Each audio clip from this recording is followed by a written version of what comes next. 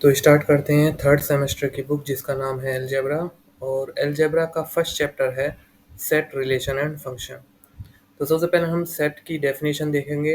आप जानते ही हैं सेट क्या होता है। Set is A well defined collection of distinct object of element. तो ये इसकी डेफिनेशन होती है।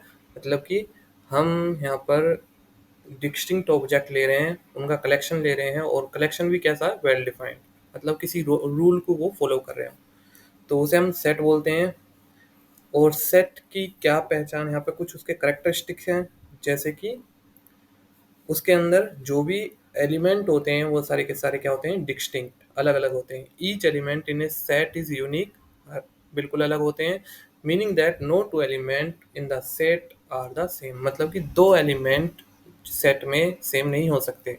तो ये एक उसका करेक्टरिस्टिक है। सेकंड है वेल डिफाइंड। वेल डिफाइंड का मतलब a set must have clear and ambiguous criteria for determining whether an element belong to it और नॉट, मतलब कि कोई रूल होना चाहिए, और रूल ऐसा कि वो तय करे कि कोई भी एलिमेंट उस सेट से बिलोंग करेगा कि नहीं। तो ये वेल डिफाइंड की यहाँ पर डेफिनेशन है। तीसरा है यहाँ पर अनऑर्डर्ड, मतलब कि सेट के अंदर जो एलिमेंट होते हैं उनका कोई ऑर्डर नहीं होता, वो ऐसे ही रैंडम ऑर्डर में लगे हुए होते हैं। Set are generally considered unordered collection which means that the element in the set do not have a specific order। जैसा कि मैंने अभी बताया था कि वो उनका कोई ऑर्डर नहीं होता है। और यहाँ पर ऑर्डर जो the order in which you list the element of the set does not affect the set itself। और हम किसी भी ऑर्डर में उन एलिमेंट्स को लगा दें, उससे सेट पर कोई भी फर्क नहीं पड़ने वाला। तो ये तीन करेक्टरिस्टिक थे सेट होने के लिए। अब यहाँ पर set are typically represent by the curly brackets. ये जो ब्रैकेट आपको यहाँ पर दिखाया गया है, इस ब्रैकेट से किसी भी सेट को रिप्रेजेंट किया जाता है। And A list of their element. For example, जैसे कि यहाँ पे एग्जाम्पल देख सकते हैं, तो ये आपका एक एग्जाम्पल है सेट का। If you want to represent an empty set, अगर आप एक एम्प्टी सेट को रिप्रेजेंट करना चाहते हैं। एम्प्टी सेट क्या होता है, जिसके अंदर कोई भी एलिमेंट ना हो। तो सिंपली या तो आप उसको इस तरह से दिखा सकते हैं, या फिर फाई, ये आपका जो सिंबल है ये फाई होता है, तो उससे दिखा सकते हैं। The symbol for an empty set, ये सिंबल होता है आपका एम्प्टी सेट का। इसके बाद आता है सबसेट। सबसेट क्या होता है, a subset is a set that contain only element that are also in another set. मान लीजिए हमारे पास एक सेट है नेचुरल नंबर का सेट। नेचुरल नंबर, या फिर आप एक छोटा सा सेट मान लीजिए जिसको कि हम यहाँ पर ए से डिनोट कर रहे हैं। तो एक सेट ले रहे हैं ए, और इसके अंदर एलिमेंट है 1 2 3 4 एंड 5। ये आपका एक सेट है, ठीक है। तो एक दूसरा सेट ले रहे हैं जो कि इसी के एलिमेंट से बना हुआ है, 1 3 एंड 5। तो ये आपका जो पी सेट है, यहाँ पर बी क्या है, सबसेट है किसका, बी सबसेट है ए का। सबसेट का मतलब ये होता है कि किसी भी सेट में से कुछ यहाँ पे हम एलिमेंट निकाल लें और एक नया सेट बना दें, तो वो जिससे एलिमेंट निकालें उस सेट का सबसेट हो जाएगा।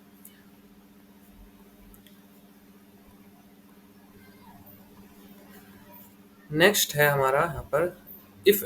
इसकी डेफिनेशन देख लेते हैं। A subset is a set that contain only element that are also in another set. जैसे कि मैंने अभी आपको बताया था, if every element of set is also an element of set B. हर एक एलिमेंट सेट ए का अगर एलिमेंट हो सेट बी का, तो यहाँ पर इस तरह से हम बोल सकते हैं। तो यहाँ पर मैंने आपको ए यहाँ पर बड़ा जिससे दिखाया था, और बी छोटा, उसके अंदर से एलिमेंट लिए तब बी बनाया था। यहाँ पर डेफिनेशन में इन्होंने उल्टा लिखा हुआ है, यहाँ पर इन्होंने ए को सबसेट बनाया बी का। अब नेक्स्ट यहाँ पर हम प्रॉपर सेट की बात कर रहे हैं। प्रॉपर सेट क्या होता है, a proper set is a set that is not equal to its own subset, मतलब कि एक ऐसा सेट जो अपने सबसेट के इक्वल ना हो। इन other word, a set A is considered proper if there exists another set B such that every element of A is also an element of B, but A is not equal to B। कहने का मतलब ये है कि subset हो लेकिन उसके बराबर ना हो। ऐसा ना हो कि अगर इसमें 5 एलिमेंट हैं तो इसमें भी 5 एलिमेंट हो जाए, तब ये आपका प्रॉपर नहीं है।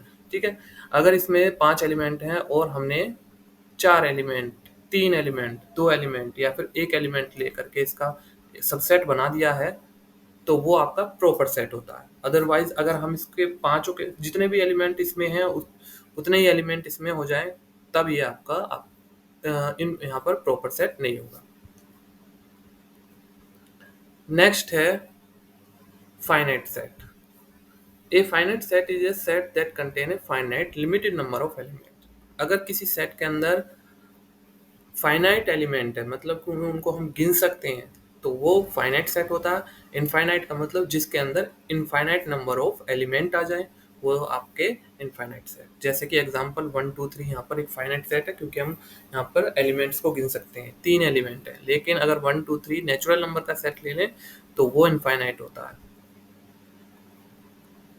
इसके बाद आता है सिंगलटन सेट। सिंगलटन सेट मतलब कि एक ऐसा सेट जिसके अंदर सिर्फ और सिर्फ एक ही एलिमेंट हो, उसे हम बोलते हैं सिंगलटन सेट। जैसे कि यहाँ पर एक एग्जांपल है, ये इसके अंदर एक सेट है और इसके अंदर एक ही एलिमेंट है 5, तो इसलिए ये आपका सिंगलटन सेट का एग्जांपल है। Next equal set. अगर दो सेट बिल्कुल एक जैसे हो जाएं, एक जैसे हैं, तो हम बोलेंगे कि वो इक्वल सेट है। Two set are equal if they have exactly the same element. मान लीजिए 1 2 3, ये आपका एक सेट है और एक दूसरा सेट है 3 1 2। तो दोनों के अंदर एलिमेंट भी सेम है और यहाँ पे नंबर ऑफ एलिमेंट भी सेम है। तो ये आपका जो इस तरह के सेट होते हैं, ये इक्वल सेट होते हैं, मतलब A is equal to B. Equivalent set. Equivalent set are the set that have the same cardinality, meaning that they contain the same number of elements. Equivalent set वो होते हैं अगर आप दो सेट लो और दोनों के अंदर सेम नंबर ऑफ एलिमेंट हो जाएं, तो वो आपका इक्विवेलेंट सेट है। जैसे कि एग्जांपल, एक सेट हमने ये लिया 1 2 3 और एक दूसरा सेट लिया 4 5 6। इसके अंदर एलिमेंट कितने हैं 3 और इसके अंदर एलिमेंट कितने हैं 3, तब हम बोलेंगे कि क्या है इक्विवेलेंट। अगर यहाँ पर 1 2 3 और यहाँ पर भी 1 2 3 होते तब ये इक्वल सेट होते। लेकिन अगर एलिमेंट डिफरेंट हैं लेकिन उनका नंबर सेम है दोनों सेट के अंदर, तो वो आपका इक्विवेलेंट सेट हो जाते हैं। नेक्स्ट आता है universal set. The universal set often denote by U. इसको डिनोट किससे करते हैं? यू से। Is the set that contain all the element under consideration in a particular context.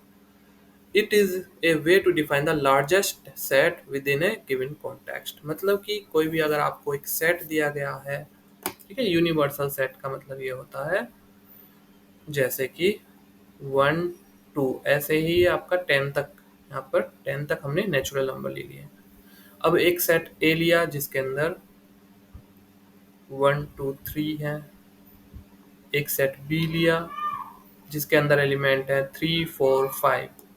ऐसे ही हमने बहुत सारे सेट बना लेंगे यहाँ पर ए बी सी डी। तो अगर इन सब यहाँ पर देखें कि सब सेट का जो यूनिवर्सल सेट है वो क्या होगा, तो जितने भी यहाँ पर सेट ले रहे हैं उन सेट को अगर उनके एलिमेंट को लें और एक दूसरा सेट बना दें बड़ा, तो वो आपका यूनिवर्सल सेट हो जाएगा। ठीक है, जिसके अंदर सारे एलिमेंट आ जाएं, वो आपका यूनिवर्सल सेट होता है। नेक्स्ट है power set. A power set is a set of A denoted by, इससे हम डिनोट करते हैं। ठीक है, ये सिंबल है पावर सेट को डिनोट करने का। It is a set of all possible subset of A. ये क्या है? सेट है किसका? जितने भी, मान लीजिए आपके पास कोई ए यहाँ पर सेट है, ठीक है, 3 4, इसके अंदर ये एलिमेंट है, ये आपका सेट है। और इस सेट के अगर सबसेट लें तो पहला आएगा 5। 5 हर सेट का सबसेट होता है, ये आपको ध्यान रखना। सेकंड है 3, ठीक है, अगर हम एक सिंगल यहाँ पे एलिमेंट ले लें 3, तो उससे भी एक सेट बना सकते हैं जो कि ए का सबसेट होगा। ऐसे ही 4 को लेकर बना सकते हैं, और ऐसे ही अब हम 3 और 4 दोनों को लेकर के एक यहाँ पर सबसेट बना सकते हैं। तो जितने भी सबसेट यहाँ पर बन सकते हैं उन सबको एक साथ रख दें तो वही आपका पावर सेट हो जाएगा। ये क्या है? Power set. तो इसको इससे डिनोट करते हैं। और आपको कभी ये पूछे कि कोई आपको ए सेट दिया गया है तो उसके कितने पावर सेट यहाँ पर पॉसिबल हैं, तो आपको ध्यान रखना 2 की पावर n, 2 की पावर n पॉसिबल उसके पावर सेट हो सकते हैं। तो यहाँ पर आप जैसे कि इसका एग्जांपल लीजिए कि n क्या होता है? Number of element in a particular set. तो यहाँ पर 2, तो 2 की पावर 2 दैट इज 4। तो यहाँ पर आप देख सकते हैं पावर सेट में 4 एलिमेंट है, 1 2 3 4। तो ये आपके इस तरह से आप इनको यहाँ पर अगर आपसे पूछा जाए तो आप उसका आंसर दे सकते हैं। नेक्स्ट है index set. An index set is a set use to index और लेबल अदर सेट। ये इंडेक्स सेट क्या होता है? किसी दूसरे सेट को लेबल करने के लिए यहाँ पर उसका यूज करते हैं। Often in the context of sequences or families of set. For example, the set 1 2 3 can be indexed by the index set 1 2 3 to represent the sequence। हमने बहुत बार देखा है कि हम सीक्वेंस ले रहे हैं, सीक्वेंस को ऐसे डिनोट करते हैं, ठीक है। तो n1, ठीक है, SN2। तो ये N1 N2 यहाँ पे जो 1 2 लिखे हुए आ रहे हैं, ये इनका अगर सेट लें तो वही आपका इंडेक्स। इंडेक्स का मतलब हम यहाँ पर क्या कर रहे हैं? उनको लेबल कर रहे हैं। जैसे इस सीक्वेंस को लेबल हमने कैसे किया कि ये इससे अलग है, N1। ऐसे ही इस सीक्वेंस को हमने इससे अलग कैसे किया? क्या लेबल किया यहाँ पर? N2। तो ये जो N1 N2 ये जो इन यहाँ पर इन सब एलिमेंट्स का अगर कलेक्शन ले तो वो इंडेक्स सेट। इंडेक्स सेट का मतलब लेबल। ये लेबल के लिए, दूसरे सेट को लेबल करने के लिए इनका यहाँ पर यूज होता है। अब नेक्स्ट आता है A is comparable to B if and only if. Comparable कब बोलेंगे कि A जो है A सेट वो B के कंपेरेबल है। कब? अगर A सबसेट हो B का और B सबसेट हो A का। तो ये कंडीशन आपको यहाँ पर याद रखनी है।